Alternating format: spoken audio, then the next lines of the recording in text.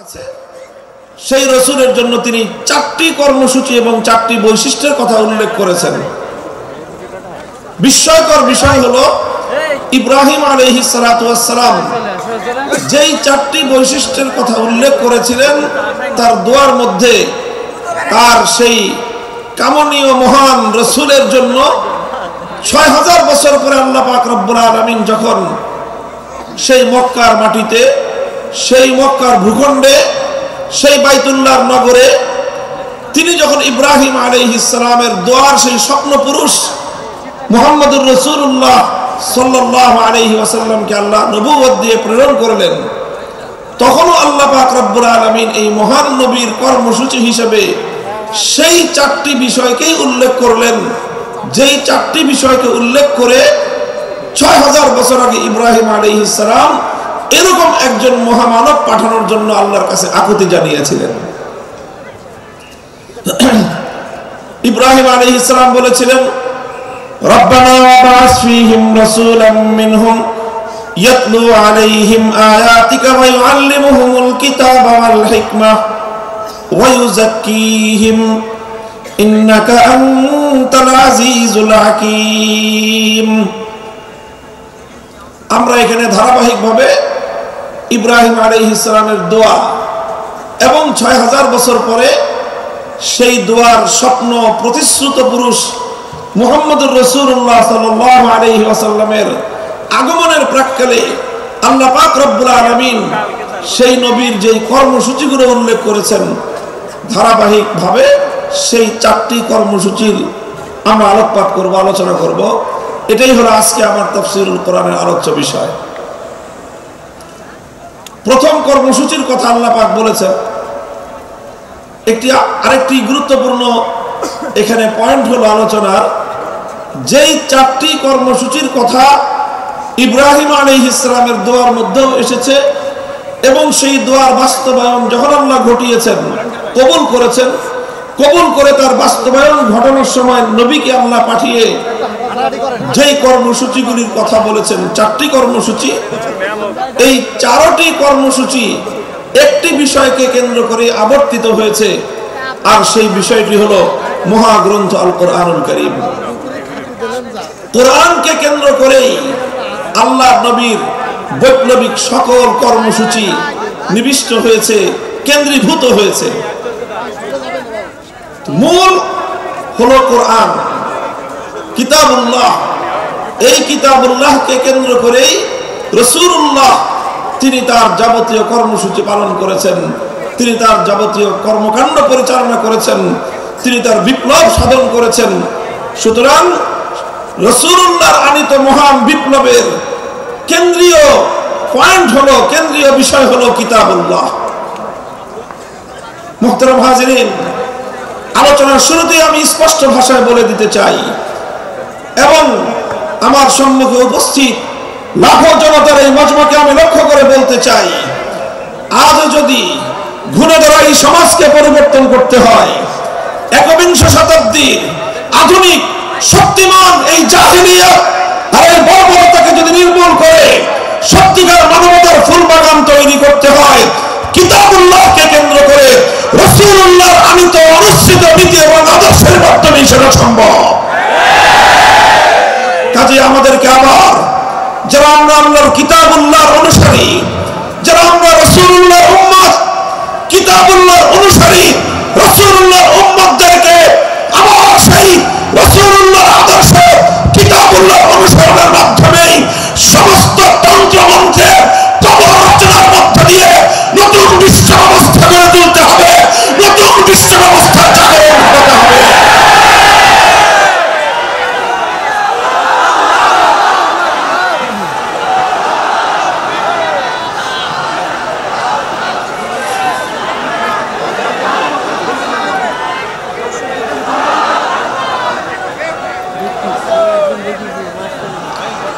মুহতারাম হাজিরিন, রাসূল আকরাম সাল্লাল্লাহু আলাইহি ওয়াসাল্লাম যেই 4 কর্মসূচির মাধ্যমে পৃথিবীর আমূল পরিবর্তন ঘটিয়েছিলেন, আমি আবারও স্মরণ করিয়ে দিচ্ছি, নবীজির 4টি কর্মসূচিরই কেন্দ্রবিন্দু ছিল কোরআন। কিতাবুল্লাহকে কেন্দ্র করে রাসূলুল্লাহর সারা জীবনের সমস্ত দায়িত্ব পালিত হয়েছে। প্রথম দায়িত্ব ছিল আল্লাহর পয়গম্বরের, রব্বানা ওয়াবাস ফীহিম রাসূলাম মিনহুম ইয়াতলু আলাইহিম আয়াতিক। এক নম্বর দায়িত্ব ছিল আল্লাহর মহান কিতাবুল্লাহ কোরআনে কারীমকে তেলাওয়াত করে শোনানো, কোরআনের তেলাওয়াতের সুমধুর ঝংকার তুলে এই মানবতার হৃদয় গহীনের মধ্যে, মানুষের হৃদয় গহীনে বিপ্লবের বীজ অঙ্কুরিত করা, বিপ্লবের বীজ রোপণ করা, জাহেলিয়াতের বিরুদ্ধে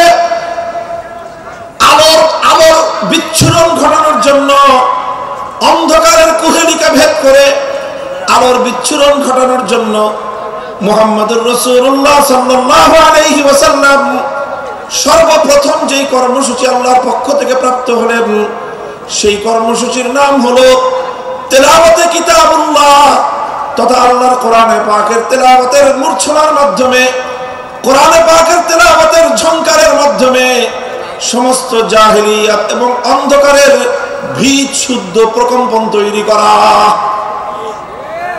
প্রথম দায়িত্ব ছিল তেলাওয়াতে কিতাবুল্লাহ, আল্লাহর কোরআনের তেলাওয়াত, কোরআনের রিসাইটিং, কোরআনের রিডিং পড়া, কোরআনের পাঠ। এক কথায় বলতে গেলে তেলাওয়াতু কিতাবিল্লাহ। আমাদেরকে খুব ভালো করে বুঝতে হবে বিষয়টা যে কোরআনে পাকের তেলাওয়াত এটা একটা স্বয়ং সম্পন্ন কর্মসূচি। বিপ্লবের আল্লাহর নবীর এই মহান পরিবর্তন, এই ইনকিলাব, এই বিপ্লবের মূল এবং সর্বপ্রথম বুনিয়াদী কর্মসূচি ছিল আল্লাহর কোরআনের তেলাওয়াত, কোরআনে পাকের তেলাওয়াত। এটি একটি, আবারও বলছি, স্বয়ং সম্পন্ন কর্মসূচি। স্বয়ং সম্পন্ন কর্মসূচির অর্থ হলো যে কোরআনের তেলাওয়াত করাটাই একটা লক্ষ্য বস্তু। এমনকি একজন মানুষ যদি কোরআনের অর্থ নাও বুঝে, কোরআনের অর্থ যদি সে নাও বুঝে, তবুও কোরআনে পাকের তেলাওয়াত এর যে গুরুত্ব, এর যে তাৎপর্য বিন্দু পরিমাণ ক্ষুণ্ণ হয় না। কোরআনের তেলাওয়াত এটাই আল্লাহ রাসূল সাল্লাল্লাহু আলাইহি ওয়াসাল্লামের একটি পূর্ণাঙ্গ কর্মসূচি ছিল। পৃথিবীতে একমাত্র কিতাব, একমাত্র গ্রন্থ যার রিসাইটিং এবং যার তেলাওয়াত এটি একটি বড় ধরনের প্রভাব তৈরি করতে পারে। পৃথিবীর অন্য কোন গ্রন্থ, অন্য কোন কিতাবের অর্থ না বুঝে পাঠ করা, অর্থ না বুঝে সেটি পড়া, এর কোনো প্রভাব নাই। সেটা যে কোনো বিষয়বস্তুর গ্রন্থ হোক, বই হোক, আপনি দর্শনের বই, সাহিত্যের বই, সায়েন্সের বই, মেডিকেলের যত বইপত্র, এগুলো পড়েন, যে কোনো একজন পাঠক যদি পড়ে আর যদি সে তার মর্ম না বুঝে, তার অর্থ না বুঝে, তাহলে সাহিত্যের বই পাঠ করে মর্ম না বুঝলে সাহিত্যের কিছুই শিখতে পারবে না। দর্শনের বই না বুঝে পড়লে কোনো লাভ নাই, সায়েন্স বিজ্ঞানের বই না বুঝে পড়লে কোনো লাভ নাই, মেডিকেলের বই না বুঝে পড়লে কোনো উপকারিতা হবে না, এক্সেপ্ট আল কোরআনুল কারীম। পৃথিবীতে একমাত্র কিতাব কোরআনে পাক, যে কোরআন না বুঝে পড়লেও সেই কোরআন মানুষের হৃদয়ের মধ্যে তার অ্যাকশন এবং তার প্রভাব তৈরি করে থাকে। কোরআনে পাকের তেলাওয়াতের মধ্যে আল্লাহ পাক রব্বুল আলামিন সেই মাহাত্ম্য রেখেছেন, সেই তাৎপর্য রেখেছেন। আমরা তাফসীর, হাদিস, তাফসীর এবং সিয়ারুস সাহাবা, সাহাবায়ে কেরামের জীবনীতে তার অসংখ্য দৃষ্টান্ত খুঁজে পাই। আবু বকর সিদ্দিক রাদিয়াল্লাহু তাআলা আনহুর জীবনীতে, ইতিহাসের কিতাবে একটি ঘটনা লিপিবদ্ধ হয়। হযরত আবু বকর রাদিয়াল্লাহু আনহু একবার তিনি মক্কা ছেড়ে চলে যাচ্ছেন। পথিমধ্যে আরবের একজন প্রভাবশালী গোত্রীয় নেতা, প্রধান ইবনুদ দাগিনাহ তার নাম, তার সঙ্গে দেখা। ইবনুদ দাগিনা জিজ্ঞাসা করলেন, আবু বকর কোথায় যাও? তিনি বললেন যে মক্কায় আর আমার থাকার উপায় নেই, মক্কার মানুষ আমাকে চরম উত্তপ্ত করেছে, আমাকে অনেক আমার অমর্যাদা করেছে, আমার উপর নির্যাতন চালিয়েছে, কাজে আমি আর মক্কায় থাকবো না, আমি মক্কা ছেড়ে চলে যাচ্ছি। ইবনুদ দাগিনা বলল যে আবু বকর, তোমার মতো মানুষ যদি মক্কা থেকে চলে যায়, তোমার মতো সোনার মানুষ, তোমার মতো নরম এবং মানুষের কল্যাণকামী মানুষ, পরোপকারী একজন মানুষ যদি মক্কা থেকে চলে যায়, তাহলে মক্কার জন্য এটা একটা কলঙ্কজনক অধ্যায় হবে। আরবের লোকেরা বলবে যে মক্কার মানুষ ভালো না, আবু বকরের মতো একজন সোনার মানুষ তাদের সাথে থাকতে পারে না। সুতরাং তোমার মক্কা ছেড়ে চলে যাওয়া চলবে না, তুমি আমার সাথে চলো। আমি দায়িত্ব গ্রহণ করছি যে মক্কায় তোমাকে কেউ কোনো ধরনের ডিস্টার্ব করবে না, তোমাকে কেউ উৎপাত করবে না, আমি তার দায়িত্ব নিচ্ছি। ইবনুদ দাগিনা আবু বকর সিদ্দিক রাদিয়াল্লাহু তাআলা আনহুকে নিয়ে মক্কায় আসে। মক্কার লোকজনদেরকে ডাক দিয়ে বলে, তোমরা আবু বকরের সঙ্গে কেন দুর্ব্যবহার করো? কেন তোমরা আবু বকরকে উত্তপ্ত করো? কেন তার উপর নির্যাতন চালাও? আবু বকর যদি তোমাদের মক্কা ছেড়ে চলে যায়, সেটা হবে মক্কার মানুষের জন্য, মক্কার জন্য চরম অসম্মানের একটা বিষয়, মক্কার বাসীর জন্য এটা হবে একটা বদনামের কারণ। সুতরাং আবু বকরকে তোমরা উত্তপ্ত করো না, তাকে তোমরা নির্যাতন চালিও না, আবু বকরকে তার মতো মক্কায় থাকতে দাও। কারণ আবু বকর তো কোনো মানুষের ক্ষতি করে না, মানুষের কল্যাণ করে। নিজে আহার না খেয়ে অনাহারে মানুষের মুখে আহার তুলে দেয়, মানুষের সে কল্যাণ সাধন করে। মক্কার লোকেরা তখন জবাব দিল যে আবু বকর যদি মক্কায় থাকতে চায় থাকুক, আমাদের কোনো আপত্তি নাই। এমনকি আবু বকর আমাদের বাপ দাদার ধর্ম ত্যাগ করে মুহাম্মাদের ধর্ম গ্রহণ করেছে, এই ব্যাপারে আমরা আর আপত্তি করব না। মুহাম্মাদের ধর্ম ত্যাগ শুধু গ্রহণ করেছে তাই নয়, বরং সে মুহাম্মাদের ধর্ম মানুষের মধ্যে প্রচার করবার জন্য কাজ করে, সেটাও না হয় আমরা মেনে নিলাম। কিন্তু আবু বকরকে যদি মক্কায় থাকতে হয়, আমাদের শুধুমাত্র একটি শর্ত মানতে হবে। আবু বকর আল্লাহর কোরআনের তেলাওয়াত করে, কালামুল্লাহ শরীফের তেলাওয়াত করে, সে তেলাওয়াত করুক, সেটা তো আমরা বাধা দিব না। কিন্তু শুধুমাত্র আমাদের একটা শর্ত মানতে হবে, আবু বকরকে কোরআনের তেলাওয়াত করতে হবে তার ঘরের দুয়ার বন্ধ করে, ঘরের ভিতরে। ঘরের দুয়ার খুলে উঠোনে দাঁড়িয়ে, উন্মুক্ত প্রান্তরে দাঁড়িয়ে আবু বকর আল্লাহর কোরআন তেলাওয়াত করে এটা করতে পারবে না। ইবনুদ দাগিনা জিজ্ঞাসা করলো, কারণ কি? ঘরটারও মালিক আবু বকর, ঘরের যে উঠোন সেই উঠোনের মালিকও আবু বকর। ঘরের উঠোনে, ঘরের বাইরে দাঁড়িয়ে, বারান্দায় দাঁড়িয়ে যদি আবু বকর তেলাওয়াত করে, তোমাদের সমস্যা কোথায়?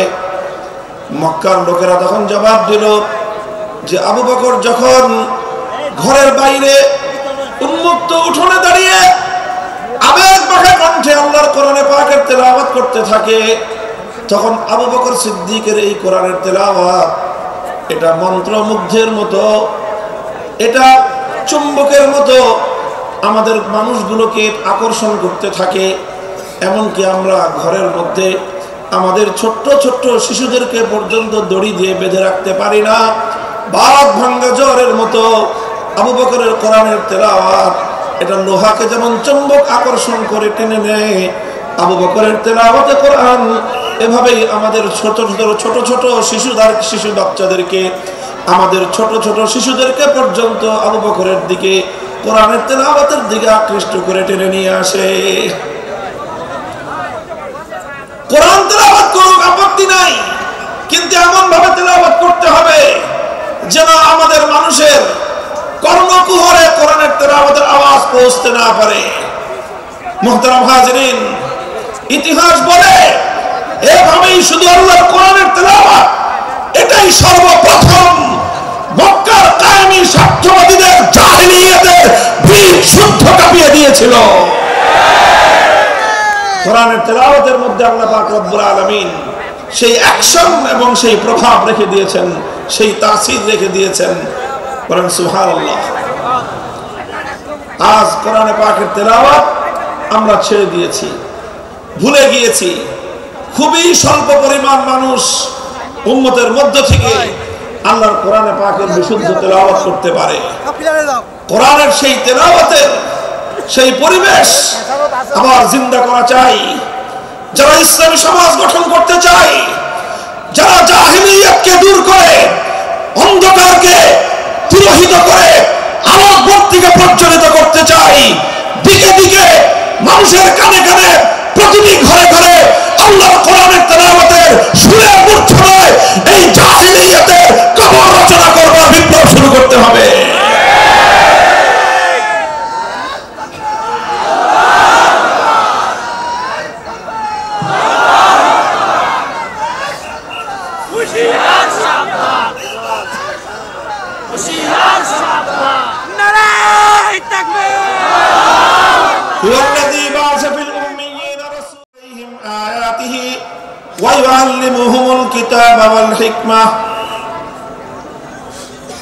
নবী আকরাম সাল্লাল্লাহু আলাইহি ওয়াসাল্লামের এক নম্বর কর্মসূচি ছিল তেলাওয়াতে কালামে পাক, তেলাওয়াতে কিতাবুল্লাহ। আলহামদুলিল্লাহ, আজকের সমাজেও মাদ্রাসাগুলোর মধ্যে, শিক্ষা প্রতিষ্ঠানগুলোর মধ্যে, বিশেষ করে মক্তব এবং তাহফিজুল কোরআন বিভাগ, হিফজ বিভাগে এই বিশুদ্ধ তেলাওয়াতের চর্চা চলছে। আমরা আজকের এই 5ই আগস্ট পরিবর্তিত বিপ্লবোত্তর বাংলার এই মাটিতে একটা স্পষ্ট আহ্বান জানাতে চাই, একটা দাবি তুলতে চাই। গোটা বাংলার 18 কোটি তাওহীদি জনতার এক কণ্ঠে আওয়াজ তুলতে চাই। আমাদের জাতীয় শিক্ষা ব্যবস্থায় প্রতিটি স্কুলে, প্রাইমারি স্কুলে আমার সন্তানদেরকে জাতীয় শিক্ষা ব্যবস্থার অন্তর্ভুক্ত করে বিশুদ্ধ কোরআন তেলাওয়াত শিক্ষার ব্যবস্থা করতে হবে। যদি স্কুলগুলোতে আমাদের সোনামণিদেরকে আল্লাহর কোরআনের সঠিক শিক্ষা, তেলাওয়াত শিক্ষা দেওয়া শুরু হয়, এই আমার বাংলাদেশকে আর কোন শক্তি বিপথগামী করতে পারবে না, বিপথগামী করতে পারবে না ইনশাআল্লাহ।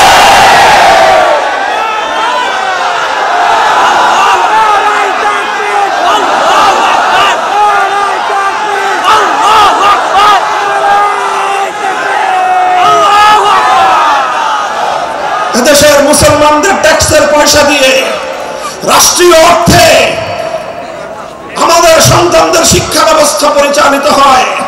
সেই শিক্ষা ডারউইনের মতবাদ শেখানো হবে। সেই শিক্ষা ব্যবস্থায় সেখানে নানা ধরনের গাঁজাখুরি গল্প শেখানো হবে। সেখানে বিবর্তনবাদের মতো চরম বিতর্কিত, অগ্রহণযোগ্য মতবাদ শিক্ষা দেওয়ার নামে সভ্য যুগের অসভ্যতা এবং বর্বরতার শিক্ষা দেওয়া হবে। ট্রান্সজেন্ডারের মতো চরম বিতর্কিত শিক্ষা দেওয়া হবে। সেখানে বৈষম্যের মতো এই সকল শিক্ষা দীক্ষার মাধ্যমে একটি অসভ্য পাশ্চাত্যের উলঙ্গ, অর্ধউলঙ্গ সমাজ তৈরি করার যে অপচেষ্টা নতুন বাংলাদেশ সেটা বরদাস্ত করবে না, সেটা বরদাস্ত করা যাবে না।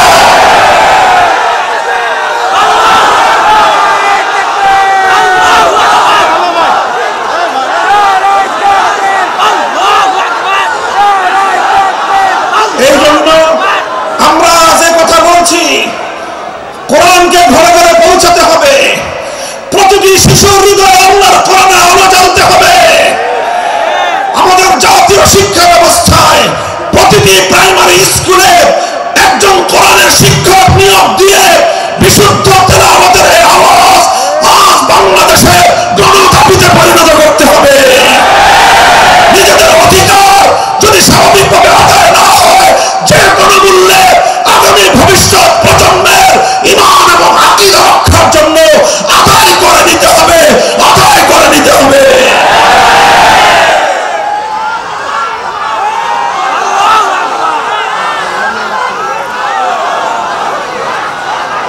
মুহতারাম হাজিরিন, এখানে বিভিন্ন শ্রেণী পেশার মানুষ রয়েছেন, আইন শৃঙ্খলা রক্ষাকারী বাহিনীর ভাইরা রয়েছেন, গোয়েন্দা সংস্থার লোকেরা রয়েছেন, এখানে বিভিন্ন শিক্ষা প্রতিষ্ঠানের শিক্ষক শিক্ষিকা মহোদয় রয়েছেন, অনেক শিক্ষা প্রতিষ্ঠানের পরিচালক মণ্ডলীর সদস্যরা রয়েছেন।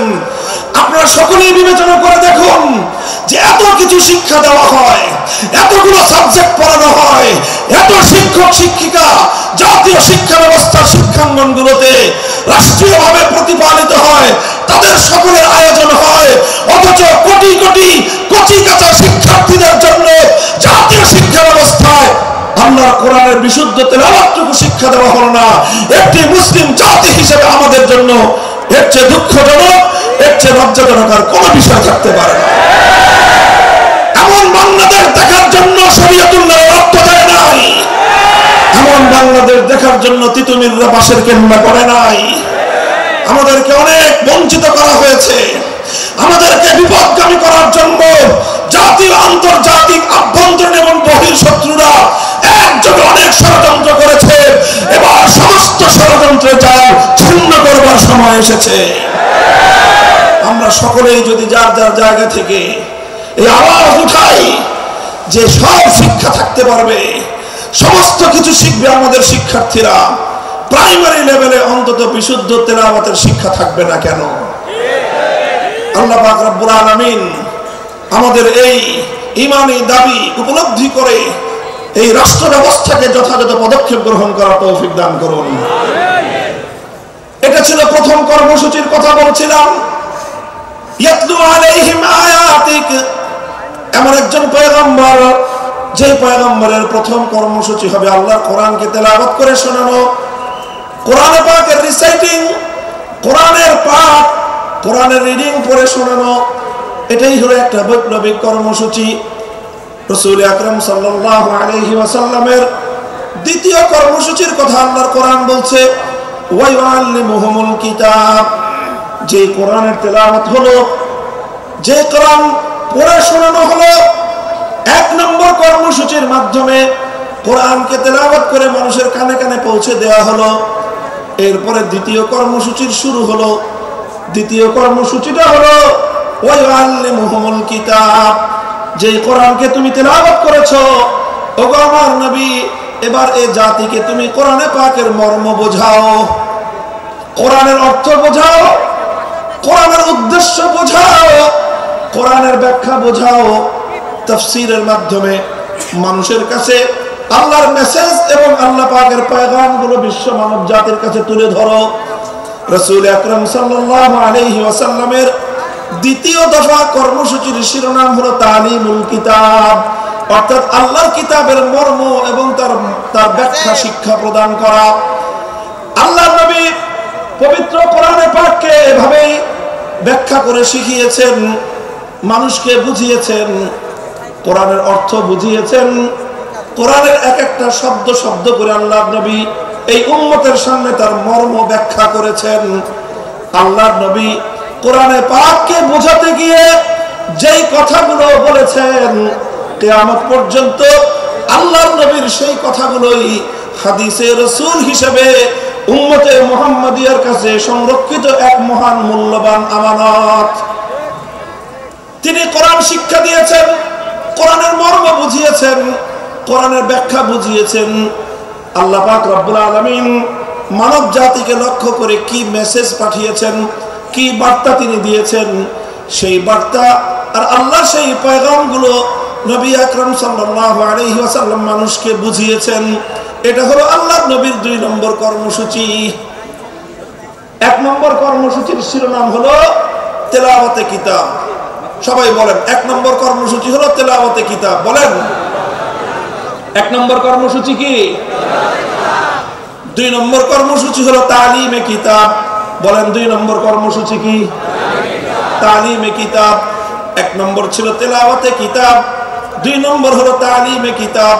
তেলাওয়াতে কিতাবের অর্থ হলো শুধু কোরআন পড়া, বুঝুক বা না বুঝুক কোনো সমস্যা নাই, বুঝে পড়লেও সওয়াব হবে, না বুঝে পড়লেও সওয়াব হবে, বুঝে পড়লেও হৃদয়ে প্রভাব তৈরি করবে, না বুঝে পড়লেও হৃদয়ে প্রভাব তৈরি করবে।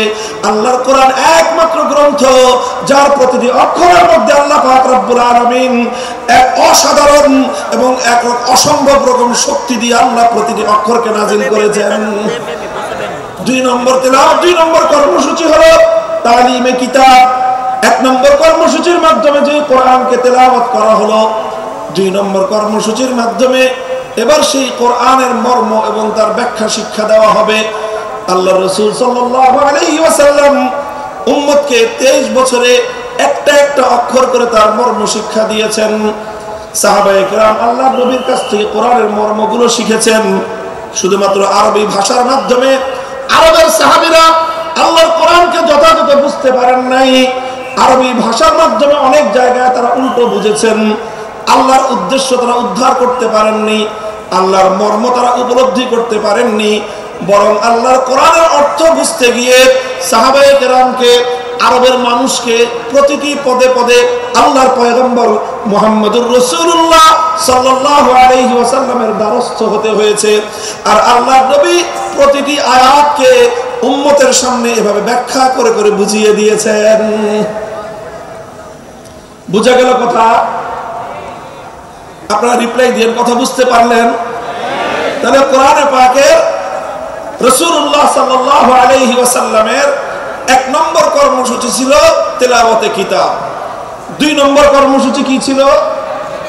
তালিমে কিতাব। কি ছিল? তালিমে কিতাব। এটা ছিল 2 নম্বর কর্মসূচি। তালিমে কিতাবের অর্থ হলো আল্লাহ যা কিছু বলেছেন তার মর্ম, তার উদ্দেশ্য, তার ব্যাখ্যা, এটাকে এক্সপ্লেইন করে, এটাকে বিস্তারিত বিবরণের মাধ্যমে মানুষকে বুঝিয়ে দেওয়া, উম্মতকে বুঝিয়ে দেয়া, আল্লাহর বান্দাদেরকে বুঝিয়ে দেয়া। আল্লাহ এজন্যই বলেছেন ওয়া আনজালনা ইলাইকায যিকরা লিতুবাইয়িনা লিন-নাসি মা নুযিলা ইলাইহিম ওয়া লাআল্লাহুম ইয়াতাফাক্কারুন। ওগো আমার নবী, আমি আমার এই মহাগ্রন্থ কোরআনে পাক আপনার কাছে নাজিল করেছি। পাহাড়ের উপর আমি অবতীর্ণ করি নাই, আসমানের উপর আমি অবতীর্ণ করি নাই, বাইতুল্লাহর উপর আমি অবতীর্ণ করি নাই, অন্য কোনো কিছুর উপর আমি আমার এই কোরআনকে অবতীর্ণ করি নাই। আমার এই কোরআন আমি আপনার নিকট এজন্যই নাজিল করেছি কারণ আপনার ব্যাখ্যা ছাড়া এই উম্মত এবং এই বিশ্ববাসী আল্লাহর কালামকে পরিপূর্ণভাবে এর অর্থ কোনোদিন এর অর্থ বুঝতে পারবে না, এর মর্ম উদ্ঘাটন করতে পারবে না। এজন্য নবীর 2 নম্বর কর্মসূচি হলো কোরআনে পাকের ব্যাখ্যা বোঝানো। তিনি আলহামদুলিল্লাহ সেই ব্যাখ্যা বুঝিয়েছেন, তিনি সেই মর্ম শিখিয়েছেন। আলহামদুলিল্লাহ আজও উম্মতের মধ্যে কোরআনের অর্থ বোঝানোর প্রক্রিয়া অব্যাহত আছে। মাদ্রাসা শিক্ষার মাধ্যমে এদেশের সোনার সন্তানদেরকে 10 বছরের দীর্ঘ কারিকুলামের মাধ্যমে কোরআনের ব্যাখ্যা শেখানো হয়। 5 বছরের কারিকুলামের মাধ্যমে তাদেরকে কোরআনের তেলাওয়াত শেখানো হয়েছে। এরপরে 10 বছরের শিক্ষা কারিকুলামের মাধ্যমে তাদেরকে কোরআনের ব্যাখ্যা শেখানো হয়।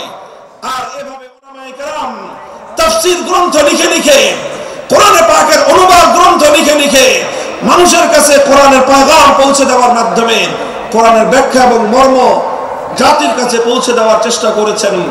আর এই রকম বাংলার প্রত্যন্ত অঞ্চলে, গ্রাম বাংলার শহর নগর বন্দরে তাফসীরুল কোরআন মাহফিলগুলোর মাধ্যমে এ জাতির সোনার সন্তান, এ জাতির শ্রেষ্ঠ সন্তান আলেম সমাজ এভাবেই শতাব্দী কাল পর্যন্ত এদেশের মানুষের কাছে কোরআনের বাণী, কোরআনের পয়গাম পৌঁছে দেওয়ার জন্য তাফসীরুল কোরআন মাহফিলগুলোর আয়োজন করছেন।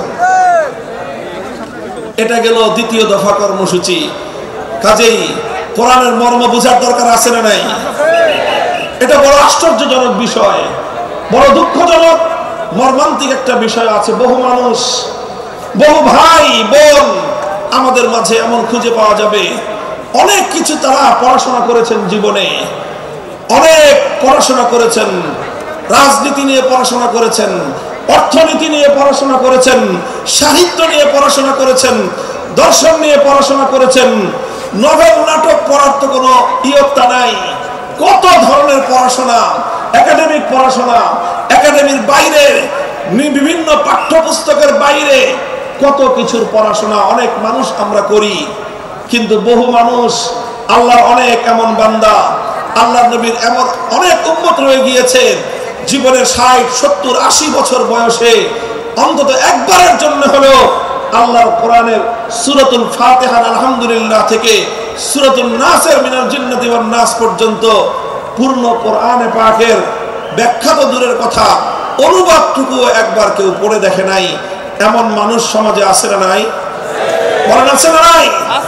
আমি মনে করি যারা এই কাজটুকু আমরা করি নাই, তারা আমরা আল্লাহর পক্ষ থেকে আমাদের প্রতি নাজিলকৃত আল্লাহর সর্বশ্রেষ্ঠ নিয়ামত আল্লাহর কোরআন কিতাবুল্লাহর সঙ্গে আমরা বিশ্বাসঘাতকতা করেছি, চরম দায়িত্বহীনতার পরিচয় দিয়েছি। শপথ নিন, যারা অন্তত এই কাজটা করেননি, জীবনের অবশিষ্ট সময় হলেও ধাপে ধাপে প্রতিদিন 1 পৃষ্ঠা 2 পৃষ্ঠা 1 রুকু 2 রুকু করে 1 সূরা 2 সূরা করে অল্প অল্প করে হলেও পূর্ণ কোরআনে পাকের ব্যাখ্যা না করতে পারেন, অন্তত গ্রহণযোগ্য নির্ভরযোগ্য কোন ব্যক্তির আলেমের লিখিত কোরআনের অনুবাদ অন্তত একবার পড়বো। আমরা পড়বো তো সবাই ইনশাআল্লাহ? কারা কারা পড়বেন বলেন তো? আল্লাহ পাক কবুল করেন।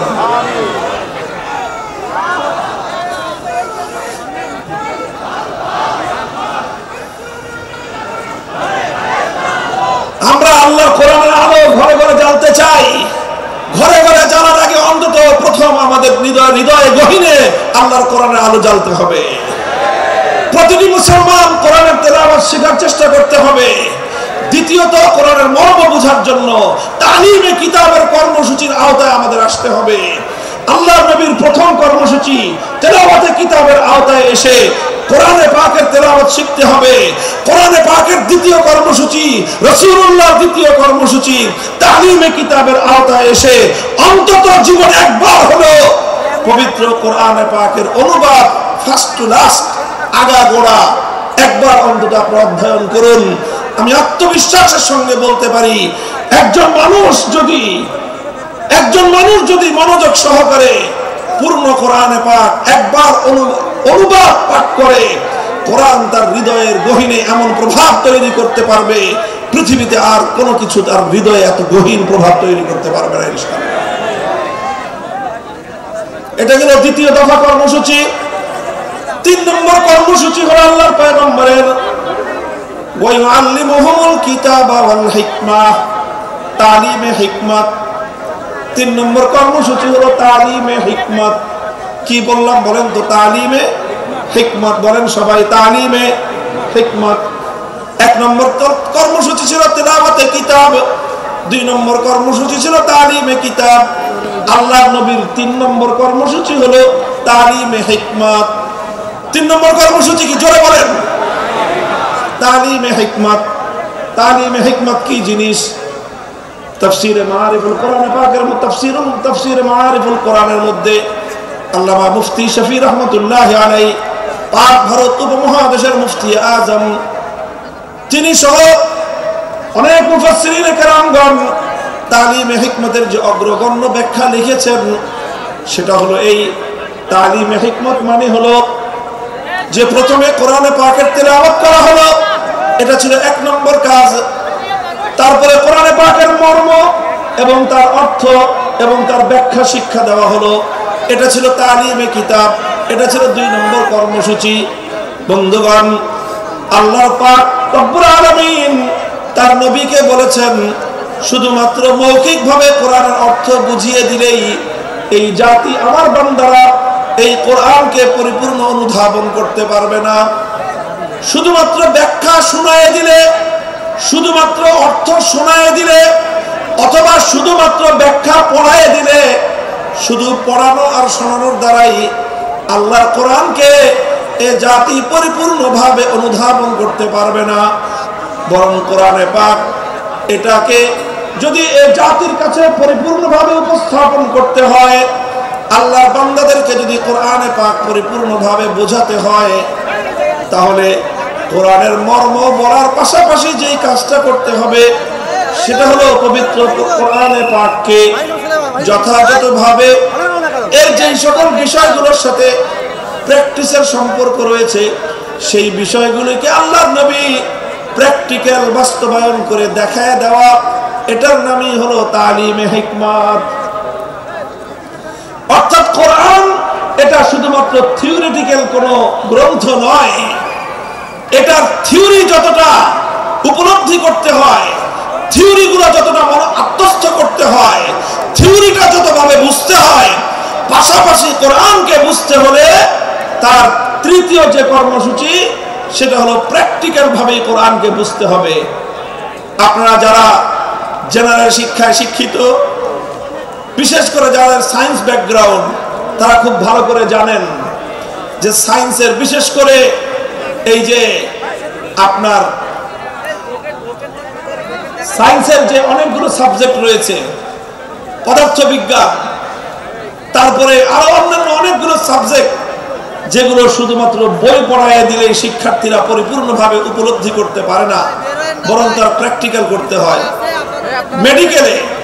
মেডিকেলে তো এই বিষয়টা আরো চরমভাবে এটা বাস্তব বিষয় যে মেডিকেলের কোনো বিষয় শুধুমাত্র শিক্ষক শিক্ষিকারা লেকচার দিয়ে স্টুডেন্টদেরকে বুঝিয়ে দিতে পারে না। শুধুমাত্র লেকচার শুনে, বই পড়ে কোন একজন ছাত্র কোনোদিন ডাক্তার হতে পারে না। লেকচার শুনতে হয়, বই এবং শীট পড়তে হয়, পাশাপাশি প্রত্যেকটা বিষয়ের জন্য এখানে প্র্যাকটিক্যাল করার জন্য ল্যাবরেটরি থাকে। এই যে এখানে একদিন মেডিকেল কলেজে যান, আমি দেখেছি এটার পরিদর্শন করে, এখানে চমৎকার সব ল্যাবগুলো রয়েছে। প্রতিটি ক্লাসের, প্রতিটি বর্ষের শিক্ষার্থীদের জন্য প্রায় প্রতিটি ক্লাসের সাথে সাথে প্র্যাকটিক্যাল হাতে কলমে মেডিকেল সায়েন্সের শিক্ষা দেওয়ার জন্য মানব দেহের অঙ্গ প্রত্যঙ্গের ডিটেইলস বিবরণ হাতে কলমে আঙ্গুল দিয়ে প্র্যাকটিক্যাল দেখিয়ে দিয়ে একজন শিক্ষার্থীকে সেখানে শিক্ষা দেওয়া হয়। কথা বলেন ঠিক না বেঠিক? মেডিকেল সায়েন্স যতটা প্র্যাকটিক্যাল, কোরআনে পাক তার চেয়ে বেশি প্র্যাকটিক্যাল। কোরআন শুধুমাত্র অর্থ বুঝে, শুধু ব্যাখ্যা বুঝে আল্লাহর কোরআনের উপর পরিপূর্ণভাবে আমল করা কোশ্চিনকালও সম্ভব নয়। এজন্য রাসূল আকরাম সাল্লাল্লাহু আলাইহি ওয়াসাল্লামের 3 নম্বর কর্মসূচি হলো তালিমে হিকমত। তালিমে হিকমতের অর্থ হলো তেলাওয়াতে কিতাবের মাধ্যমে যেই কোরআনের তেলাওয়াত হয়েছে, তালিমে কিতাবের মাধ্যমে যেই কোরআনের অর্থ এবং ব্যাখ্যা শিক্ষা দেওয়া হয়েছে, তালিমে হিকমতের মাধ্যমে সেই কোরআনে পাকের প্র্যাকটিক্যাল বিষয়গুলো বাস্তবে প্রতিফলিত করে প্র্যাকটিক্যাল করে উম্মতকে দেখিয়ে দিতে হবে। এটা হলো তালিমে হিকমত। এবং নবী আকরাম সাল্লাল্লাহু আলাইহি ওয়াসাল্লাম তার জীবনের একটা গুরুত্বপূর্ণ অধ্যায় তালিমে হিকমতের মধ্যে কাটিয়েছেন। উম্মতকে প্র্যাকটিক্যাল শিখিয়েছেন। কোরআন কিভাবে শিখিয়েছেন যেমন উপলব্ধি করুন। দৃষ্টান্ত দিয়ে আমি বলছি সংক্ষেপে। আল্লাহ পাক কোরআনে আয়াত নাযিল করলেন, আকিমুস সালাত, সালাত কায়েম করো। আল্লাহর নবী প্রথমে তেলাওয়াত শোনালেন, আকিমুস সালাতা ওয়া আতুজ যাকাতা ওয়া আতিউল্লাহ ওয়া রাসূলহু। তেলাওয়াত শোনালেন, 1 নম্বর কর্মসূচি পালিত হলো। তারপরে সালাতের মর্ম ব্যাখ্যা করে বোঝালেন যে সালাতের অর্থ কি। আল্লাহর নবী বুঝিয়ে দিলেন সালাতের অর্থ হলো এমন একটা ইবাদত যে ইবাদতের মধ্যে তাকবীরে তাহরিমা থাকবে, যে ইবাদতের মধ্যে সূরা ফাতিহার তেলাওয়াত থাকবে, যে ইবাদতের মধ্যে সূরা ফাতিহার পরে আরো কোরআনের তেলাওয়াত থাকবে, যে ইবাদতের মধ্যে রুকু থাকবে, রুকুর মধ্যে তাসবিহ থাকবে, তারপরে সাজদা থাকবে, সাজদার মধ্যে তাসবিহ থাকবে, তারপরে বৈঠক হবে, সেই বৈঠকের মধ্যে তাশাহুদ থাকবে। এইভাবে সালামের মাধ্যমে যে ইবাদতটা সমাপ্ত হবে, সালাতের দ্বারা সেই ইবাদত উদ্দেশ্য, সেই সালাতকে কায়েম করতে বলেছেন। কিয়ামের ইকামতের কি অর্থ আল্লাহর নবী তার সব কিছু ব্যাখ্যা করে বুঝিয়ে দিয়েছেন। এখানেই নবীজির দায়িত্ব শেষ হয়নি, বরং সালাত কিভাবে আদায় করতে হবে রাসূল আকরাম সাল্লাল্লাহু আলাইহি ওয়াসাল্লাম প্র্যাকটিক্যাল ভাবে সেটা উম্মতকে শিক্ষা দিয়েছেন। মদিনার মসজিদে নববীর মধ্যে তিনি মিম্বার স্থাপন করে সেই মিম্বারের উপর দাঁড়িয়ে রাসূলুল্লাহ সাল্লাল্লাহু আলাইহি ওয়াসাল্লাম 2 রাকাত নামাজ আদায় করেছেন। সকলে দর্শক, আল্লাহর নবী সালাত আদায়কারী, সকল সাহাবী দর্শক। এরপর আল্লাহর নবী সকলকে লক্ষ্য করে বললেন, সল্লু কামা রাআইতুমুনি উসাল্লি, তোমরা আমাকে যেভাবে নামাজ পড়তে দেখলে ঠিক সেভাবেই তোমরা নামাজ পড়বে। শুধু আমার কথা শুনে নামাজ পড়বে না, আমার হাদিস পড়ে শুধু নামাজ পড়বে না, বরং আমার নামাজ দেখে দেখে তোমরা নামাজ শিখবে। প্র্যাকটিক্যালি নামাজ শিক্ষা দিয়েছেন। এই যে নামাজের যে প্র্যাকটিক্যাল শিক্ষা দিলেন, এটার নামই হলো তালিমে হিকমত।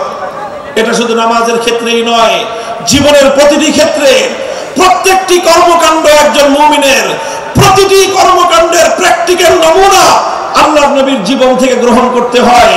নবীর জীবনে প্রতিটি কাজের যে প্র্যাকটিক্যাল নমুনা আছে, সেই প্র্যাকটিক্যাল নমুনাটাই হলো তালিমে হিকমত, সেটাই হলো কোরআনে পাকের প্র্যাকটিক্যাল। আল্লাহর নবীর উপর কোরআনে আয়াত নাযিল হলো, আস-সারিকু ওয়াস-সারিকাতু ফাকতাউ আইদিয়াহুমা জাযাআম বিমা কাসাবা নাকারাম মিনাল্লাহ ওয়াল্লাহু আজিজুল হাকীম। আয়াত নাযিল হলো, নবীজি তেলাওয়াত করে শোনালেন, এক নম্বর দায়িত্ব পালন হলো। তারপরে চুরি, চোর নারী হোক পুরুষ হোক, সেই চোরের সংজ্ঞা শিখালেন যে মানুষ কখন চোর সাব্যস্ত হয়, কতটুকু সম্পদ কিভাবে চুরি করলে এটা কোরআনে পাকের ভাষায় চুরি বলে সাব্যস্ত হবে। তারপরে সেই চুরির অপরাধ সাব্যস্ত হতে হলে কি লাগবে, আল্লাহর নবী সেটাকে ব্যাখ্যা করে বোঝালেন।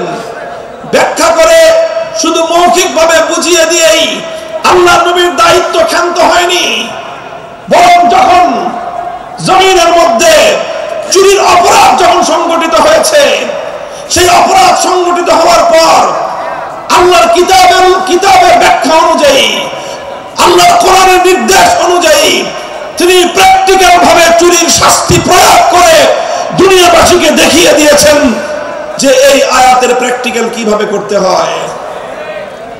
আল্লাহ বলেছেন, চোর যদি চুরি করে ধরা পড়ে, নারী হোক বা পুরুষ হোক, যদি সংরক্ষিত স্থান থেকে কোন মানুষ অন্যের অন্তত 10 দিরহাম মূল্যমানের কোন সম্পত্তি সংরক্ষিত স্থান থেকে যদি চুরি করে, আর সেই চুরির অপরাধ যদি যথাযথ নির্ভরযোগ্য সাক্ষীর মাধ্যমে আদালতের সামনে প্রমাণিত হয়ে যায়, ফাকতাউ আইদিয়াহুমা, নির্দেশ হলো আল্লাহ, তখন সেই চোর নারী বা পুরুষের হাত কেটে দাও। আল্লাহর নবী শুধুমাত্র কোরআনের এই আয়াতের তেলাওয়াত করে দায়িত্ব ক্ষান্ত করেননি, শুধু এই আয়াতের মর্ম বুঝিয়ে দায়িত্ব ক্ষান্ত করেননি, বরং যখন এই অপরাধ সংগঠিত হয়েছে, আল্লাহর নবী দ্বিধাহীন চিত্তে তিনি এই আয়াত প্রয়োগ করে দুনিয়াবাসীকে দেখিয়ে দিয়েছেন কিভাবে আল্লাহর আইন আল্লাহর জমিনে বাস্তবায়ন করতে হয়। বুখারী শরীফের হাদিসের কিতাবের মধ্যে বর্ণিত হয়, আল্লাহর নবী যখন মক্কা বিজয় করলেন, মক্কা বিজয়ের পর একটা চুরির ঘটনা ঘটলো মক্কা নগরীতে। চুরির ঘটনায় অপরাধী বলে চিহ্নিত হলো একজন সম্ভ্রান্ত মানুষ, একজন নারী মানুষ, মহিলা মানুষ, সে চুরি করে ধরা পড়েছে।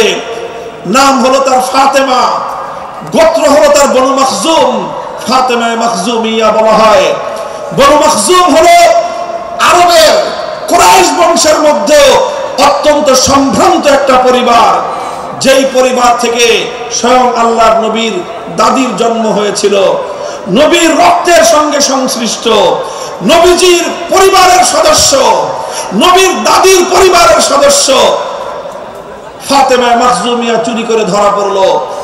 বুখারীর হাদিস, ফাফাজিয়া কওমুহা ইলা উসামাতা, কুরাইশের লোকজন তারা শঙ্কিত হয়ে গেল যে এখন তো মক্কায় আল্লাহর কোরআনের বিধান বাস্তবায়িত হয়েছে, খেলাফতের শাসন কায়েম হয়েছে, এখানে আল্লাহর নবী বিচার করে মেয়েটার হাত কেটে দিবেন। যদি মেয়েটার হাত কাটা যায়, একটা মেয়ের হাত কাটা যাবে, পুরা বংশের নাক কাটা যাবে।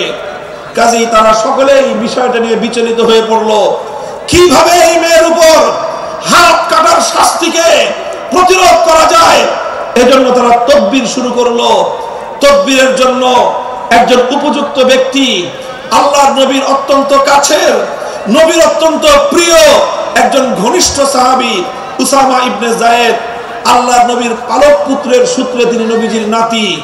সেই উসামা, যাকে বলা হতো হিব্বু রাসূলিল্লাহ সাল্লাল্লাহু আলাইহি ওয়াসাল্লাম, অর্থই হলো আল্লাহর রাসূলের প্রিয় পাত্র, নবীজির প্রিয়তম, এটাই ছিল তার উপাধি। সেই কুরাইশ বংশের লোকজন, বনু মখজুম গোত্রের লোকজন উসামাকে এসে ধরলো, যাও মুহাম্মদ সাল্লাল্লাহু আলাইহি ওয়াসাল্লাম আগে তুমি তোমার দাদাকে গিয়ে বলো এই মেয়েটার জন্য হাত না কাটা হয়, কারণ এই মেয়েটা ওনার নিজের বংশের লোক। এই মেয়েটার যদি হাত কাটা যায় পুরা কুরাইশ বংশের সম্মান ধুলোয় মিশে যাবে, স্বয়ং আল্লাহর নবী তার নিজেরও প্রেস্টিজের হ্যাম্পার হবে, কাজেই হাতটা যেন না কাটা হয়। উসামা ইবনে যায়েদ মুহাম্মদ সাল্লাল্লাহু আলাইহি ওয়াসাল্লামের কাছে গেলেন। তিনি গিয়ে সুপারিশ করলেন যে এমন একটা ঘটনা ঘটেছে, বিচার আসতেছে আপনার কাছে, এই মেয়েটার যদি হাত কাটেন তাহলে কিন্তু আপনার নিজের অসম্মান হবে, আপনার বংশের মান মর্যাদা ধুলোয় মিশে যাবে। বুখারীর হাদিস, আল্লাহর কসম খেয়ে বলতেছি, আল্লাহর নবীর সম্মুখে উসামা ইবনে যায়েদ এই তাকবীর এবং এই সুপারিশ করতে দেরি আল্লাহর নবী গর্জন দিয়ে উঠলেন, উসামা আতাশফাউ ফি হাদ্দিন মিন হুদুদিল্লাহ, আল্লাহর কোরআনের বিধান আমি প্র্যাকটিক্যাল বাস্তবায়ন করব, তুমি তাকবীর নিয়ে এসে আমার সেই প্র্যাকটিক্যাল বাস্তবায়নের ক্ষেত্রে অন্তরায় হওয়ার চেষ্টা করো। খবরদার, ভবিষ্যতে যেন তোমাকে আর এই ধরনের কর্মকাণ্ডে দ্বিতীয়বার না দেখা যায়। উসামা ভয়ে সংকুচিত হয়ে গেলেন, নবীর সামনে থেকে সরে গেলেন। আল্লাহর নবী বুঝতে পেলেন বিষয়টা শুধু উসামার একা নয়, সে একজন অল্প বয়স্ক যুবক মানুষ, বালক মানুষ, সে না বুঝে আমার কাছে বলেছে। তাকে যারা প্রেরণ করেছে গোটা এই মক্কার আমার গোষ্ঠী কুরাইশ বংশের লোকেরা, তাদের মধ্যে শতাব্দীকাল সহস্রাব্দীকাল ধরে যেই জাহিলিয়াত আর যেই কুসংস্কার গড়ে উঠেছে, সেই কুসংস্কারকে এই উসামার মাধ্যমে তারা বাস্তবায়ন করার চেষ্টা করেছিল। সুতরাং শুধু উসামাকে ধমক দিলেই চলবে না, গোটা মক্কাবাসীকে সংশোধন করতে হবে। ফালাম্মা কানাল আশিয়্যু, হাদিসের ভাষ্য, বিকাল বেলায় আল্লাহর নবী বাইতুল্লাহ শরীফের সামনে দাঁড়িয়ে, পবিত্র কাবার চত্বরে দাঁড়িয়ে জাতির উদ্দেশ্যে নবীজি ভাষণ দিলেন। মক্কা বিজয়ী মহাবীর আখেরি নবী বিশ্ব নবী মুহাম্মদুর রাসূলুল্লাহ সাল্লাল্লাহু আলাইহি ওয়াসাল্লাম, মক্কা রাষ্ট্রের রাষ্ট্রনায়ক, তিনি জাতির উদ্দেশ্যে ভাষণ দিচ্ছেন। পৃথিবীর অনেক নেতা, অনেক প্রধানমন্ত্রী, অনেক রাষ্ট্রনায়ক, অনেক বিশ্ব নেতা বিশ্ব মানব জাতির উদ্দেশ্যে ভাষণ দিয়েছে, আর আল্লাহর নবীও একজন লিডার হিসেবে, একটি জাতির কর্ণধার হিসেবে জাতির উদ্দেশ্যে তিনি ভাষণ দিচ্ছেন। কম্পেয়ার করা দরকার, নবীর ভাষণ থেকে বিশ্ব নেতাদের, জাতীয় নেতাদের শিক্ষা গ্রহণ করা উচিত। আল্লাহ নবী বললেন, লক্ষ্য করে শুনুন, বাইতুল্লাহকে সামনে রেখে পবিত্র কাবা শরীফের চত্বরে নবীজি লক্ষ্য করে বললেন, ইন্নামা হালাকা মান কানা ক্বাবলাকুম ইযা সারাকা ফীহিমুদ দাঈফ আকামু আলাইহিল হাদ ওয়া ইযা সারাকা ফীহিমুশ শরীফ তারাকুহু। হে আমার জাতি, শুনে রাখো, পৃথিবী থেকে অনেক সম্প্রদায়, অনেক জাতি, অনেক কওমকে আল্লাহ পাক রব্বুল আলামিন ধ্বংস করে দিয়েছেন। তাদের ধ্বংসের পিছনে একটা বড় কারণ ছিল, একটা অপরাধে তাদেরকে আল্লাহ ধ্বংস করে দিয়েছেন। সেই অপরাধটা ছিল ইযা সারাকা ফীহিমুজ যায়ীফ আকামু আলাইহিল হাদ ওয়া ইযা সারাকা ফীহিমুশ শরীফ তারাকুহু। যখন তাদের সম্প্রদায়ের মধ্যে কোন সম্ভ্রান্ত লোক, কোন প্রভাবশালী লোক, কোন ক্ষমতাবান লোক যখন অপরাধ করত, যখন কোন প্রভাবশালী লোক অপরাধ করত, কোন নেতা, কোন নেতার আপনজন, কোন মন্ত্রী, কোন মন্ত্রীর আত্মীয় স্বজন, কোন সরকারি দলের লোকজন, কোন টাকা পয়সাওয়ালা, কোন বড় লোক, কোন প্রভাবশালী ব্যক্তি, কোন সম্ভ্রান্ত ব্যক্তি যখন অপরাধ করত, তখন সেই সম্ভ্রান্ত ব্যক্তির উপর তারা আইনের শাসন প্রয়োগ না করে তারা বিষয়টাকে চেপে যেত, তার উপর আইন প্রয়োগ না করে, শাস্তি বিধান বাস্তবায়ন না করে তাদেরকে ছেড়ে দেওয়া হতো। ওয়াইজা সারাকা ফীহিমুদ দাঈফ, আর একই অপরাধ যখন দুর্বল মানুষ করত, খেটে খাওয়া মানুষ, মেহনতি মানুষ, রিকশাওয়ালা, শ্রমিক, ঠেলাগাড়ি চালক, নৌকার মাঝি, মজদুর, পথের টোকাই, এই শ্রেণীর দুর্বল মানুষ যখন অপরাধ করত, যেই অপরাধ করে মন্ত্রীর দুলাভাই ছাড়া পেয়েছে, যেই অপরাধ করার পরে এমপির সারা শাস্তি হয় নাই, যেই অপরাধ করার পরে শিল্পপতির বিচার হয় নাই, যেই অপরাধ করার কারণে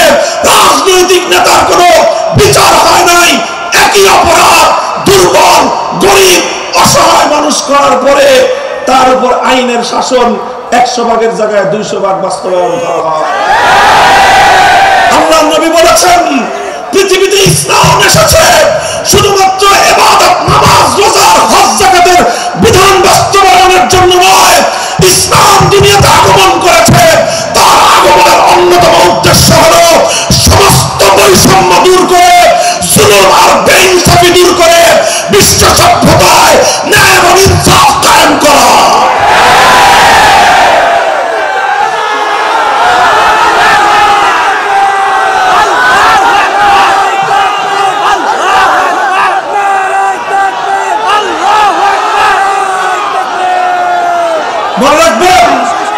বৈষম্যহীন সমাজ গড়া এটা শুধু বৈষম্য বিরোধী ছাত্র নেতৃবৃন্দের দায়িত্ব নয়। বৈষম্যহীন সমাজ গড়া এটা শুধুমাত্র বৈষম্য বিরোধী ছাত্র নেতৃবৃন্দের দায়িত্ব নয়। বৈষম্যহীন সমাজ গড়া সর্বপ্রথম আল কোরআনের সৈনিকদের দায়িত্ব। বৈষম্যহীন সমাজ গড়া সর্বপ্রথম আল্লাহ নবীর সত্যিকার উম্মতদের দায়িত্ব।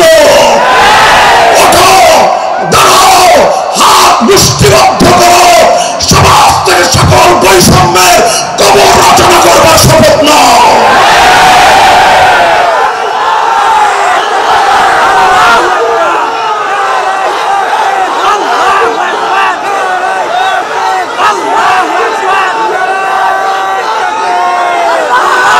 মুহতারাম হাজিরিন, কথাটা খুব জায়গা লক্ষণীয়, শোনার বিষয়।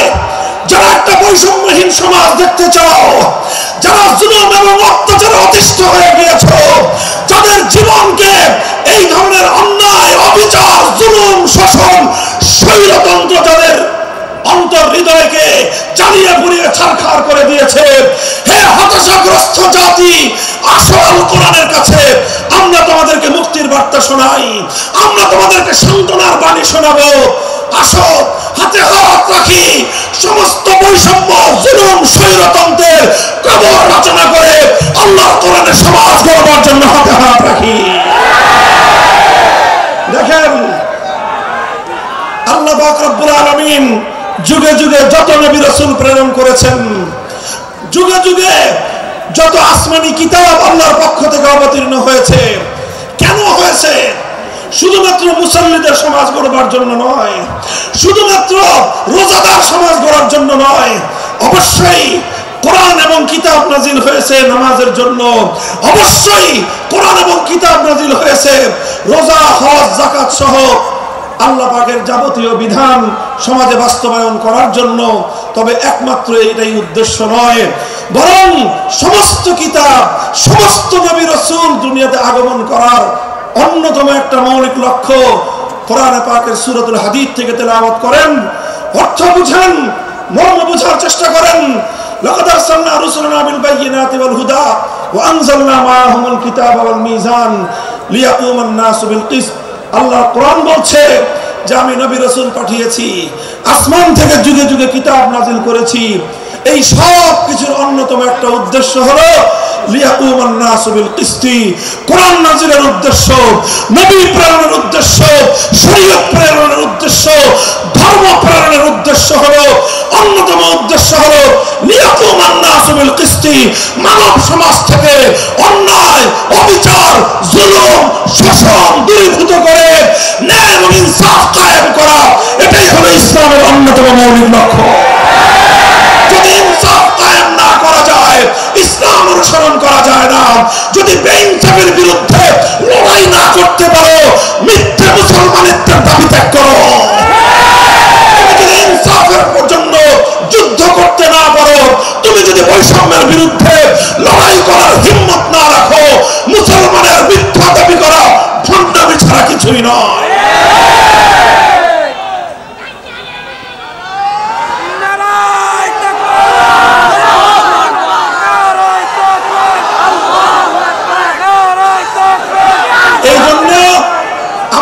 বুঝতে হবে আমাদের জীবনের অন্যতম মিশন, যে জন্য আল্লাহ তার নবীদেরকে পাঠিয়েছেন, নবীদের জীবনের মিশন যা ছিল, নবীর উত্তরাধিকারী, নবীর অনুসারীদের জীবনের মিশনও সেটাই হবে।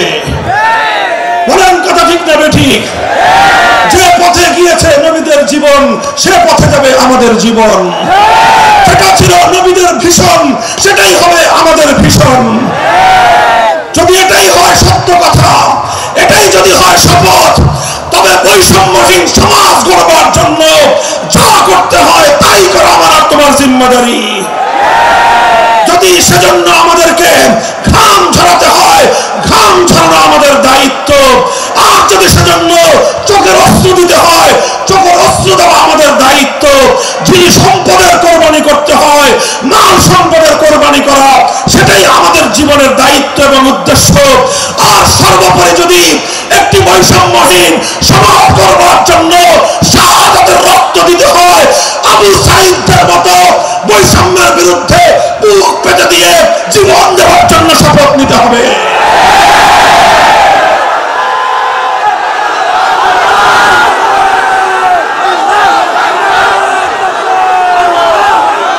এই প্রস্তুত থাকবেন তো ইনশাআল্লাহ? আল্লাহর নবী বললেন এই বৈষম্য চলবে না, এই বৈষম্য জাহিলিয়াত, এই বৈষম্য মূর্খতা। সমাজের মধ্যে নিজের দলের লোক অন্যায় করলে পগার পার, বিরোধী দলের লোক অন্যায় করলে আইনের শাসনে 100 ভাগের জায়গায় 200 ভাগ। নিজেরা অপরাধ করলে সেই অপরাধীকে ছাড়িয়ে নেওয়ার জন্য সমস্ত আয়োজন।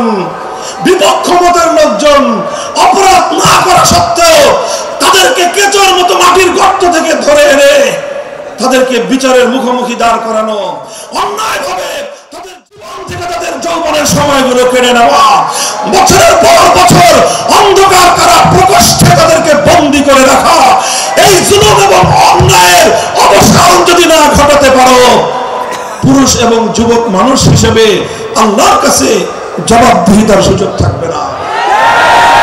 কাজেই তাফসীরুল কোরআন শুধুমাত্র কোরআনের তেলাওয়াতের জন্য নয়, তাফসীরুল কোরআন শুধু আল্লাহর কোরআনের মর্ম বোঝানোর জন্য নয়। আল্লাহর কোরআন তেলাওয়াত করতে হবে, মর্ম বুঝতে হবে।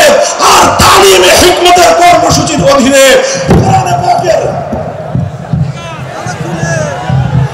কোরআনে পাকের এক একটা আয়াত, কোরআনের এক একটা বিধান আল্লাহর জমিনে বাস্তবায়ন করার জন্য আমাদের জীবন যৌবনের বাজি লাগায় দিতে হবে, বাজি লাগায় দিতে হবে ইনশাআল্লাহ।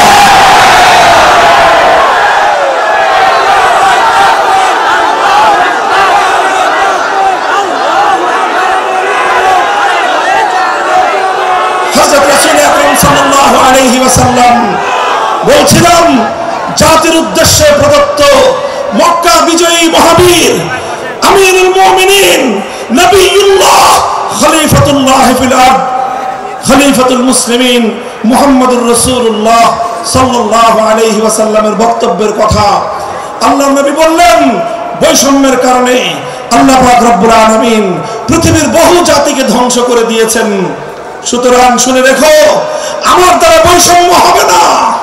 শুধু আমার বংশের লোক দেখে, আমার গোত্রের লোক দেখে, আমার রক্তের আত্মীয়তার সূত্রের কারণে আমি অপরাধ প্রমাণিত হওয়ার পরেও তার উপর কোরআনের বিধান বাস্তবায়ন করব না, এটা আমার দ্বারা সম্ভব নয়। এরপর আল্লাহর নবী যেই কথাটি বললেন, সেই কথা যদি আল্লাহর নবী হাদিসে না বলতেন, তাহলে সেই কথা উচ্চারণ করতে আমাদের জিহ্বা কেঁপে উঠত, আমাদের বক্ষ প্রকম্পিত হতো। আল্লাহর নবী বললেন, ওয়াল্লাহ লাউ আন্না ফাতিমাতা বিনতা মুহাম্মাদিন সারাকাত লাকাতাতু ইয়াদাহা, ওয়াল্লাহি লাউ আন্না ফাতিমাতা বিনতা মুহাম্মাদিন সারাকাত লাকাতাতু ইয়াদাহা। শুধু আমার দাদির গোত্র, আমার বংশের ফাতেমা নাম্নী মহিলা নয়, আজ যদি আমি মুহাম্মদুর রাসূলুল্লাহর কলিজার টুকরা মেয়ে, আমার জীবনের সবচেয়ে আদরের সন্তান ফাতেমা যদি আজকে চুরি করে ধরা পড়তো, আমি আল্লাহর শপথ করে বলি, আমি তার হাত কেটে দিতে এতটুকু দ্বিধা করতাম না। মুহতারাম হাজিরিন, এটাই হলো তালিমে হিকমত। আল্লাহর কোরআনের বিধান বাস্তবায়ন করতে গিয়ে ছুরি যদি নিজের সন্তানের গলার উপর দিয়ে যায়, ইব্রাহিম খলিলুল্লাহর মতো ছুরি চালায় দিতে দ্বিধা করা যাবে না। যদি ইনসাফ কায়েম করতে গিয়ে ছুরি যদি নিজের সন্তানের হাতের উপর দিয়ে যায়, সে হাত স্তব্ধ হয়ে যাবে না, সে হাত থমকে দাঁড়াতে পারবে না। যেখান দিয়ে ইনসাফ যাবে সেখান দিয়ে ইনসাফকে চালিয়ে দিতে হবে। রাসূল আকরাম সাল্লাল্লাহু আলাইহি ওয়াসাল্লাম ঘোষণা করলেন, আল্লাহর আয়াত নাযিল হলো, ইয়া আইয়ুহাল্লাযীনা আমানুত্তাকুল্লাহ ওয়া যারু মা বাকিয়া মিনার রিবা ইন কুনতুম মুমিনিন। হে মুমিনগণ, সুদকে তোমরা পরিহার করো যদি ঈমানদার হয়ে থাকো। যদি ঈমানদার হয়ে থাকো কি করো তোমরা? সুদকে পরিহার করো। কি করো? ইত্তাকুল্লাহ, তোমরা আল্লাহকে ভয় করো। ওয়া যারু মা বাকিয়া মিনার রিবা, সুদের যা অবশিষ্ট আছে এই সব কিছু তোমরা পরিহার করো। আর যদি না করো, সুদ যদি তোমরা পরিহার না করো, ফাযানু বিহারবিম মিনাল্লাহি ওয়া রাসূলিহি, আল্লাহ এবং তার রাসূলের পক্ষ থেকে যুদ্ধের ঘোষণা শুনে নাও। হে জাতি, হে মুসলিম সম্প্রদায়, আমরা তোমাদের কাছে পয়গাম পৌঁছে দিতে চাই, আল্লাহর উপর বিশ্বাসী জাতি, আল্লাহ নবীর উপর আস্থাশীল জাতি কোনোদিন সুদি কারবার করতে পারে না। সুদ ভিত্তিক অর্থ ব্যবস্থা দিয়ে তাদের সমাজ চলতে পারে না। আল্লাহর উপর বিশ্বাসীদের সমাজ যদি হয় সুদ ভিত্তিক, তার অর্থ হলো রাত দিন আল্লাহ এবং তার রাসূলের সঙ্গে তারা যুদ্ধে লিপ্ত। যে মুসলিম জাতি আল্লাহর সাহায্য নিয়ে বিশ্বব্যাপী বিজয়ী হওয়ার স্বপ্ন দেখে, সে মুসলিম জাতি যদি স্বয়ং আল্লাহর সঙ্গে যুদ্ধে লিপ্ত থাকে, তাদের জীবনেও কল্যাণ এবং বিজয় আসার সম্ভাবনা নাই। এই জন্য মুসলিম জাতির উত্থানের জন্য মুসলমানদের বিজয়ের পূর্ব শর্ত হলো সুদ পরিহারের মাধ্যমে আল্লাহর সঙ্গে যুদ্ধ বন্ধ করতে হবে, আল্লাহর পক্ষ থেকে সাহায্য চাইতে হবে।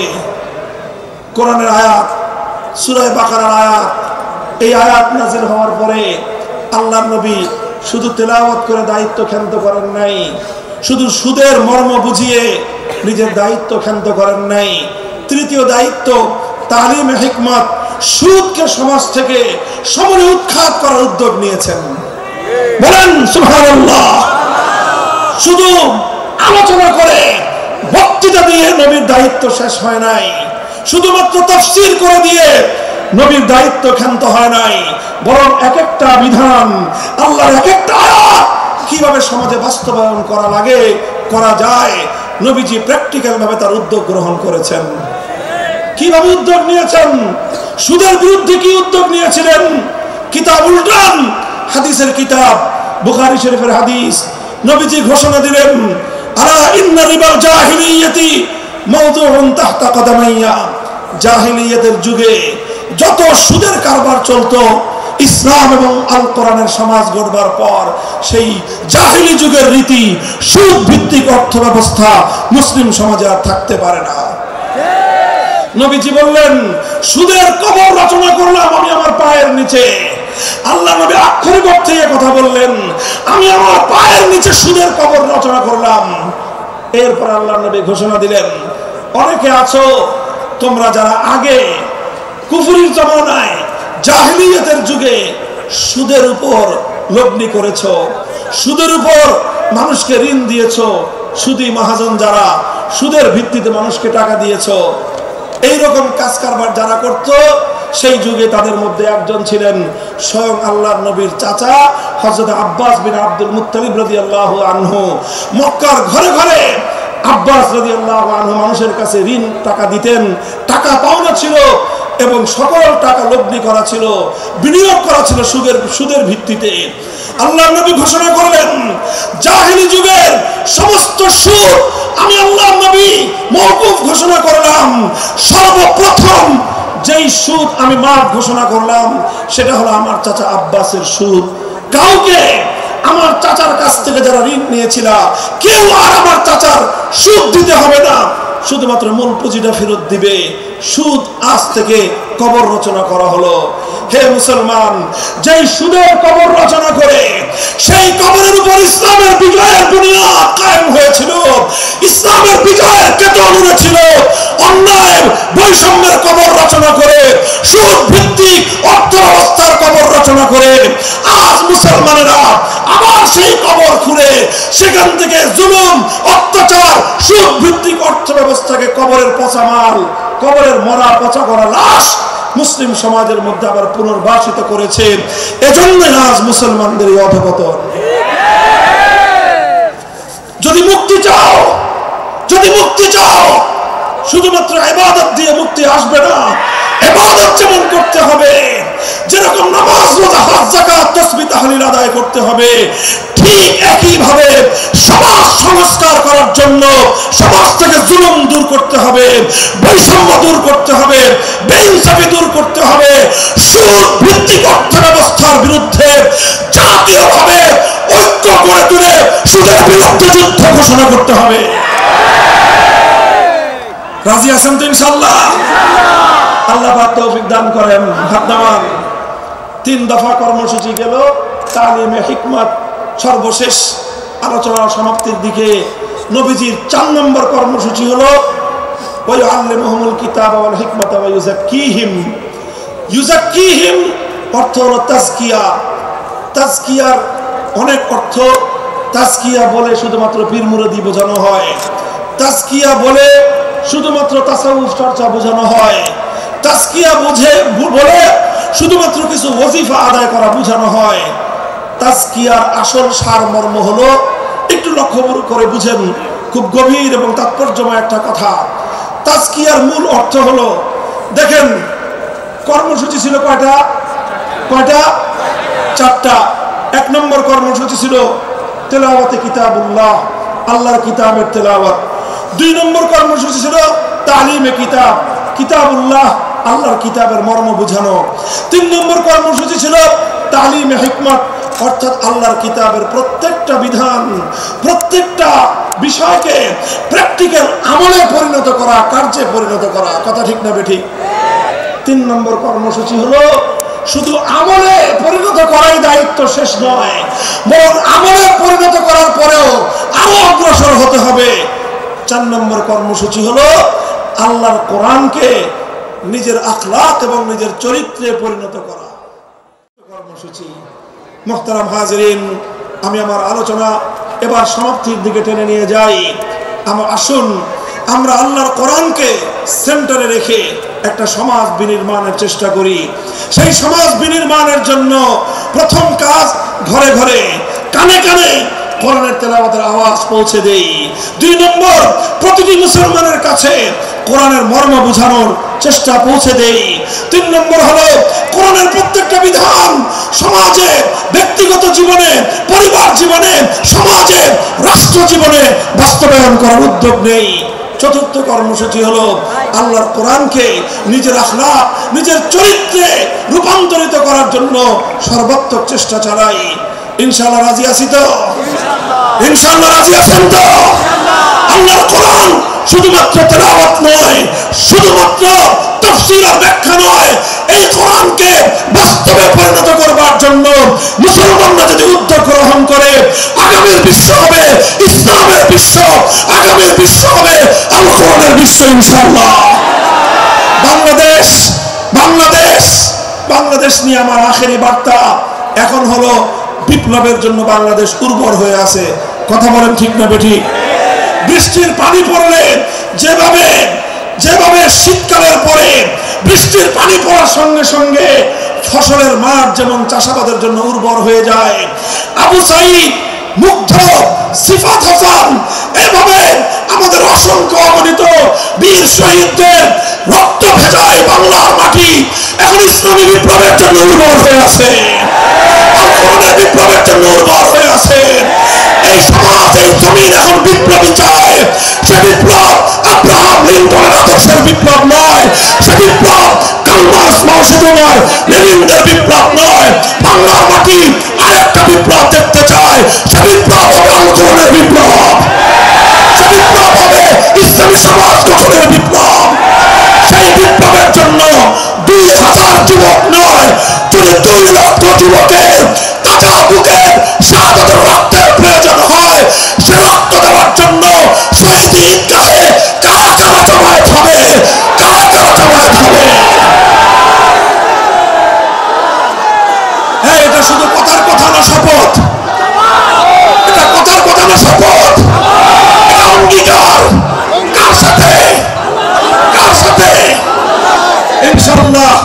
এই শপথ এবং অঙ্গীকারের উপর আমরা আমাদের জীবনের অবশিষ্ট সময়গুলো অতিক্রম করার চেষ্টা করব। করবেন তো ইনশাআল্লাহ? আল্লাহ পাক কবুল করুন, তৌফিক দান করেন।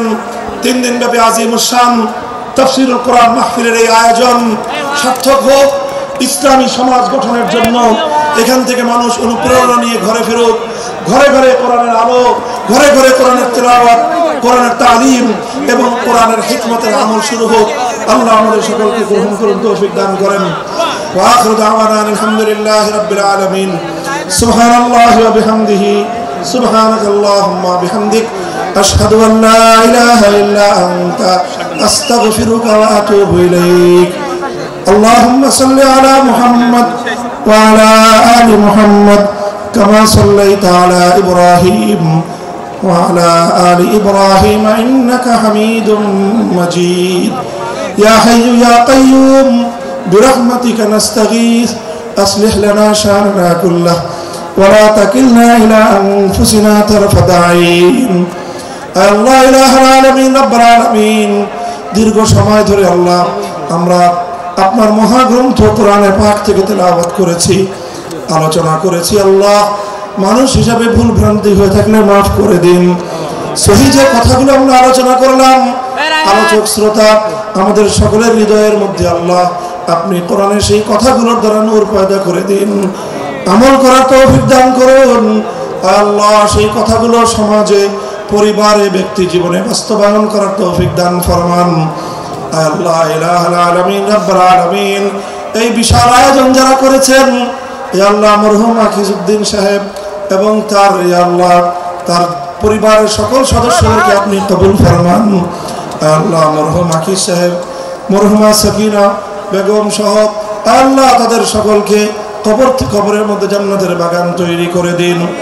আল্লাহ তিনি অনেকগুলো নেক সন্তান রেখে গেছেন।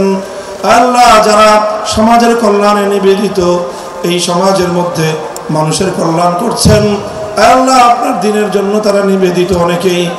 আল্লাহ তাদের এই নিবেদনকে আপনি কবুল ফরমান। আল্লাহ এই বিশাল তাফসীরুল কোরআন মাহফিলের অবশিষ্ট 2 দিনকে ভরপুর কামিয়াব করেন। ইলাহুল আলামিন রাব্বুল আলামিন আল্লাহ একটি সমাজ, একটি ভূখণ্ড আল্লাহ যেটা আপনার কোরআনের বিধান অনুযায়ী চলবে, আপনার আইন অনুযায়ী পরিচালিত হবে। আল্লাহ এমন একটি সমাজ, এমন একটি রাষ্ট্র দেখার তৌফিক আল্লাহ সেই সুযোগ আপনি আমাদেরকে দান করুন, সেই সৌভাগ্য আমাদেরকে নসিব ফরমান। ইলাহুল আলামিন রাব্বুল আলামিন আমাদের সকলের আত্মীয় স্বজন, বাবা মা, আপনজন যারা কবর জগতে শুয়ে আছে, আল্লাহ তাদের সকলের কবরের মধ্যে শান্তির ফয়সালা করে দিন, কবরগুলোকে জান্নাতের বাগানে পরিণত করুন। ইলাহুল আলামিন রাব্বুল আলামিন तमाम পৃথিবী জুড়ে উম্মতে মুহাম্মাদিয়াকে আবার কোরআনের পথে, সুন্নাহর পথে ফিরে আসবার তৌফিক দান ফরমান। আল্লাহ সমস্ত জাহিলিয়াত, সমস্ত কুসংস্কার, পাশ্চাত্যের উলঙ্গ সভ্যতা, হিন্দুত্ববাদ, নাস্তিক্যবাদের মতো অভিশপ্ত সকল মতবাদ থেকে ফিরে এসে শাশ্বত ইসলামের